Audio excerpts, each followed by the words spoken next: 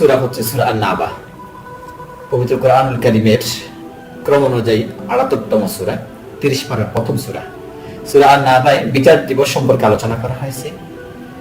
যে ঘটনা ঘটবে মুমিন এবং অবিশ্বাসীগণ তার কি পরিণতি হবে, পরকালের বিশ্বাসের গুরুত্ব এবং ধার্মিকদের জন্য, মুত্তাকিনদের জন্য, ভালো লোকদের জন্য জান্নাত অপেক্ষা করছে সে বিষয়ে সুসংবাদ দেওয়া হয়েছে। সূরা আন-নাজিয়াত পবিত্র কোরআনুল কারীমের ৭৯তম সূরা। সূরা আন-নাজিয়াতেও বিচার দিবস সম্পর্কে আলোচনা করা হয়েছে। ইসরাফিল আলাইহিস সালাম যে সিংহে ফু দেওয়ার কথা এখানে স্মরণ করে দেওয়া হয়েছে। সেই সময়ের বিশৃঙ্খলা এবং ধ্বংসযজ্ঞের কথা উপস্থাপন করা হয়েছে। সূরা আবাসা। সূরা আবাসা পবিত্র কোরআনুল কারীমের ৮০তম সূরা। সূরা আবাসায় অন্যের সাথে দয়া এবং সম্মানের সাথে আচরণ করার জন্য গুরুত্ব দেওয়া হয়েছে। অপেক্ষাকৃত দুর্বল, কম ভাগ্যবান এবং নিম্ন শ্রেণীর সামাজিক অবস্থান থাকলেও তাদের সাথে কি বিহেভ করতে হবে সে সম্পর্কে আলোচনা করা হয়েছে। সূরা আত-তাকবীর। সূরা আত-তাকবীরে বিচার দিবস সম্পর্কে বিশদ বর্ণনা করা হয়েছে। আল্লাহ শক্তি এবং মহিমা সম্পর্কে আলোচনা করা হয়েছে। কুফর এবং অবাধ্যতার পরিণতি সম্পর্কে সতর্ক করে দেওয়া হয়েছে। সূরা ইনফিতর। সূরা ইনফিতরও বিচার দিবস সম্পর্কে আলোচনা করা হয়েছে। সূরা ইনফিতরের প্রত্যেকটা আয়াতে পরকালের চিত্র ফুটে ওঠে। সূরাটিতে আখিরাতের গুরুত্ব এবং তার অস্বীকারীদের পরিণতি কি হবে তা বর্ণনা করা হয়েছে। সূরা আল ইনফিতর পবিত্র কোরআনুল কারীমের ৮২তম সূরা ছিল। এখন আমরা আলোচনা করব সূরা আল মুতাফফিফিন সম্পর্কে। সূরা আল মুতাফফিফিন পবিত্র কোরআনুল কারীমের ৮৩তম সূরা। সূরা আল মুতাফফিফিনে ব্যবসায়িক লেনদেনের সততা, ন্যায়পরায়ণতা সম্পর্কে আলোচনা করা হয়েছে। সূরা আল ইনশিকাকে বিচার দিবস সম্পর্কে বিশদ বর্ণনা করা হয়েছে। আল্লাহ রাব্বুল আলামিনের ক্ষমতা এবং মহিমাকে জোর দেওয়া হয়েছে। কুফর এবং অবাধ্যতাকে সতর্ক করে দেওয়া হয়েছে। আল্লাহর কাছে ক্ষমা এবং রহমত কামনা করার জন্য বলা হয়েছে। সূরা আল বুরুজ কালাম হাকিমের ৮৫তম সূরা। এই সূরায় অতীতবাসীদের নিপীড়নের কথা বর্ণনা করা হয়েছে। আসহাবে উখদুদের বিখ্যাত যে ঘটনাটি সূরা বুরুজে বর্ণনা করা হয়েছে, যেখানে একজন জাদুকরের কাছে একটা সৎ ভালক কিভাবে গিয়েছিল, আল্লাহ রাব্বুল আলামিনের উপর তার বিশ্বাস কি হয়েছিল। দরবেশের কারণে জাদুকরের কাছে না গিয়ে বালকটি দরবেশের কাছে যাওয়ার পরে গোটা সমাজকে একটা বালক কিভাবে আল্লাহর পথে আনলেন, তাওহীদের পথে আনলেন সে কথা বলা হয়েছে। প্রতিকূলতার মুখে অবিচল থাকার উপর ইস্তেকামত কথা গুরুত্ব দেওয়া হয়েছে। ধৈর্যের কথা এখানে বলা হয়েছে। সূরা আত-তারিক পবিত্র কোরআনুল কারীমের ৮৬তম সূরা। সূরা আত-তারিকে আল্লাহ রাব্বুল আলামিনের শক্তি এবং মহিমার কথা এবং মানুষ সৃষ্টির উদ্দেশ্য ও রহস্য বর্ণনা করা হয়েছে। সূরা আল আলা। সূরা আল আলায় আল্লাহর উপাসনা, তার ক্ষমা এবং করুণা চাওয়ার উপর জোর দেওয়া হয়েছে। মুত্তাকিনদের জন্য পুরস্কারগুলো বর্ণনা করা হয়েছে। ভালো কাজে উৎসাহিত করা হয়েছে। সূরা আল গাশিয়া পবিত্র কোরআনুল কারীমের ৮৮তম সূরা। সূরা আল গাশিয়ায় আল্লাহর ক্ষমতা, মহিমা, কুফর এবং অবাধ্যতার কি পরিণতি হবে সে সম্পর্কে বর্ণনা করা হয়েছে। সূরা আল ফাজর পবিত্র কোরআনুল কারীমের ৮৯তম সূরা। এই সূরায় পূর্ববর্তী সভ্যতা ধ্বংসের বর্ণনা দেওয়া হয়েছে। আল্লাহ এবং বিচার দিবসের প্রতি তাওয়াক্কুল করা, ভরসা করা, আস্থা করার নির্দেশনা দেওয়া হয়েছে। সূরা আল বালাদ পবিত্র কোরআনুল কারীমের ৯০তম সূরা। সূরা আল বালাদে ভালো কাজ করা, আল্লাহ সন্তুষ্টি অর্জন করার জন্য গুরুত্ব আরোপ করা হয়েছে। সূরা আস-শামস। সূরা আস-শামস পবিত্র কোরআনুল কারীমের ৯১তম সূরা। এই সূরাতে আল্লাহ রাব্বুল আলামিন বিশ্ববাসীর সামনে তার নিদর্শনগুলো উপস্থাপন করেছে। কয়েকটি বিষয়ের কসম খেয়ে মানুষের প্রবৃত্তির জন্য সত্যতে আসে সেই বিষয়ের কথা এখানে বলা হয়েছে। সূরা আল-লাইল কোরআনুল হাকিমের ৯২তম সূরা। এই সূরায় ভালো কাজ এবং আল্লাহ সন্তুষ্টি অর্জনের কথা বলা হয়েছে। সূরা আদ-দোহা পবিত্র কোরআনুল কারীমের ৯৩তম সূরা। সূরা আদ-দোহায় আল্লাহর উপর ভরসা এবং তার পরিকল্পনা এবং বিশ্বাসের উপর গুরুত্ব দেওয়া হয়েছে। সূরা আল ইনশিরাহ। সূরা আল ইনশিরাহকে আশ-শারাহ ও বলা হয়। বিশ্বাসীদের কষ্টের মুখে ধৈর্য ধারণ করতে এখানে বলা হয়েছে। মুত্তাকিনদের কিভাবে কষ্টের মুখে ধৈর্য ধারণ করতে হয়, আল্লাহর সাহায্য কিভাবে চাইতে হবে সেই নির্দেশনা এই সূরায় দেওয়া হয়েছে। সূরা তিন অতি সংক্ষিপ্ত সূরায় আল্লাহ রাব্বুল আলামিন ঈমানদার এবং নেক আমলের ঈমান এবং নেক আমলের উপর গুরুত্ব দিয়েছেন। মানুষ সৃষ্টির কথা বলেছেন, মানুষকে সর্বোত্তম আকারে তিনি সৃষ্টি করেছেন। আল্লাহ নির্দেশনা দিয়েছেন মানুষকে তিনি সর্বোত্তম আকারে সৃষ্টি করেছেন। আল্লাহ মানুষকে সর্বোচ্চ ক্ষমতা দেখতে চান। এই কথাগুলো এখানে বর্ণনা করা হয়েছে। সূরা আল-আলাক, সূরা আলাককে সূরা ইকরা বলা হয়। আমরা সবাই জানি রাসূল করিম সাল্লাল্লাহু আলাইহি ওয়াসাল্লামের নবুয়াত শুরু হয়েছিল সূরা আলাকের প্রথম 5টি আয়াতের মাধ্যমে। আজকে রাতে হেরার গুহায় আল্লাহ রাব্বুল আলামিন রাসূল করিম সাল্লাল্লাহু আলাইহি ওয়াসাল্লামের কাছে কোরআন নামক এই অমূল্য গ্রন্থ রাসূল করিম সাল্লাল্লাহু আলাইহি ওয়াসাল্লামের মাধ্যমে আমাদেরকে আজকে রাতে দিয়েছিলেন। আমরা বলি আমিন, আমরা যেন কোরআন থেকে হেদায়েত নিতে পারি। সম্মানিত উপস্থিতি, তারপরে সূরাটা হচ্ছে সূরা আল কদর। আজকে রাতের নামই শক্তির রজনী বলা হয়। রাসূল করিম সাল্লাল্লাহু আলাইহি ওয়াসাল্লাম ইরশাদ করলেন রমজানের শেষ বিজোড় রাতগুলোতে লাইলাতুল কদর তালাশ করতে। আমরা তালাশ করতে করতে আজকে প্রায় শেষ পর্যায়ে আসছি। লাইলাতুল কদর আর একটা দিন থাকবে, 29 দিন।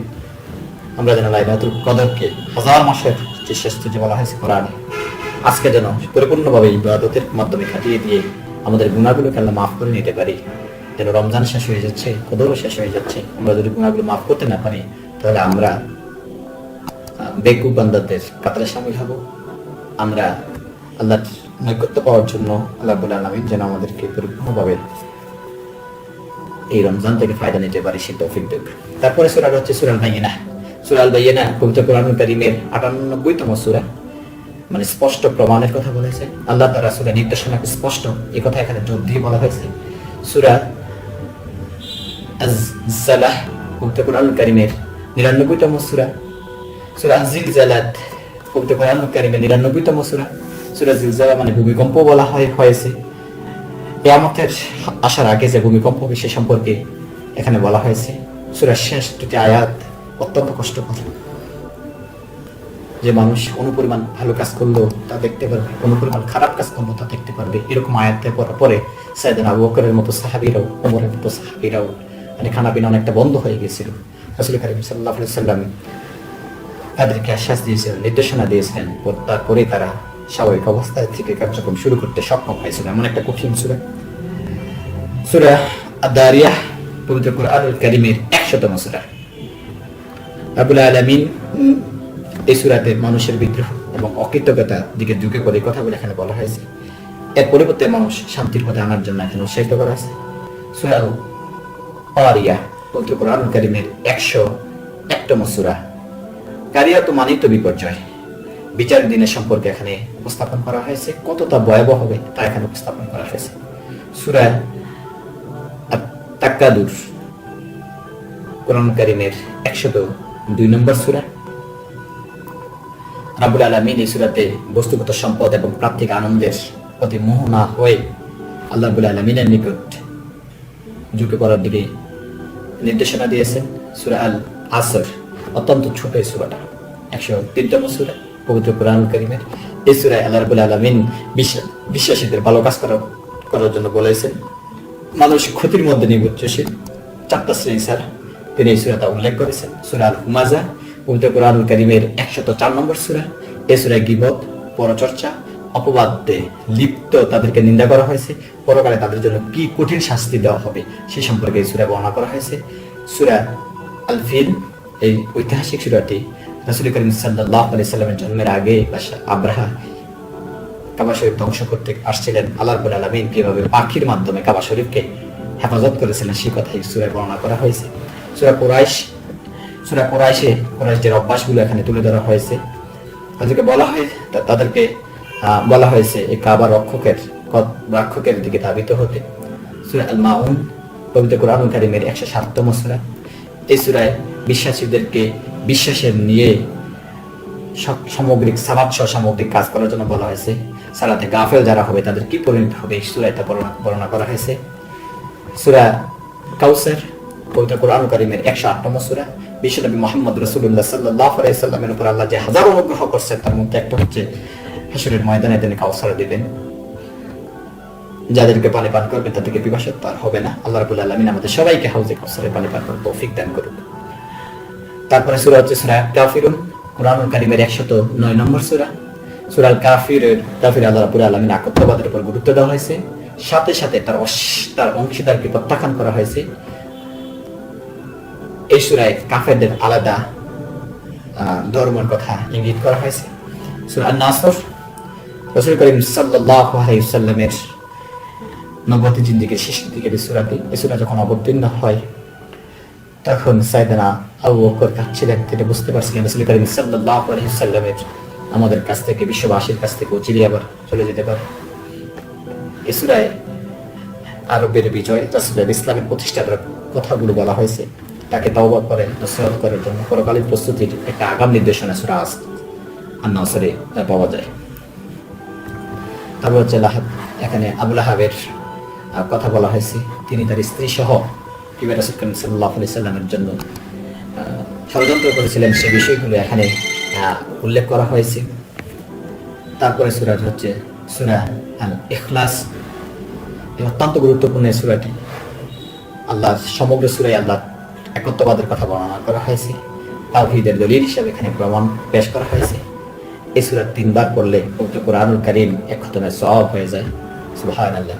তারপরে সূরা হচ্ছে সূরা আল ফালাক। সূরা আল ফালাক পবিত্র কোরআনুল কারীমের 113তম সূরা। এই সূরায় মন্দ এবং ক্ষতি থেকে সুরক্ষা করার জন্য বলা হয়েছে। তারপরে হচ্ছে সূরা আন-নাস পবিত্র কোরআনুল কারীমের একেবারে শেষ সূরা। এই সূরায় শয়তানের ফিসফিসানি এবং মানুষের আচরণের উপর তার কি প্রভাব এই সম্পর্কে বলা হয়েছে। সম্মানিত দর্শক শ্রোতা, আমরা অতি সংক্ষেপে এই 37টি সূরা নিয়ে আপনাদের সামনে কথা বললাম। আশা করি আল্লাহ রাব্বুল আলামিন এই 37টি সূরার মধ্যে দিয়ে আমাদের চরিত্র আরো উন্নত হবে, আমাদের বিশ্বাস আরো মজবুত হবে, আখিরাতের প্রতি আমাদের ভালো কাজ করার জন্য, জান্নাতুল ফেরদাউসের মেহমান হওয়ার জন্য যে কাজগুলো আমাদের করা প্রয়োজন, আমরা যেন সেই কাজগুলো যথাযথভাবে করতে পারি, সে তৌফিক, সে গুণাগুলি যেন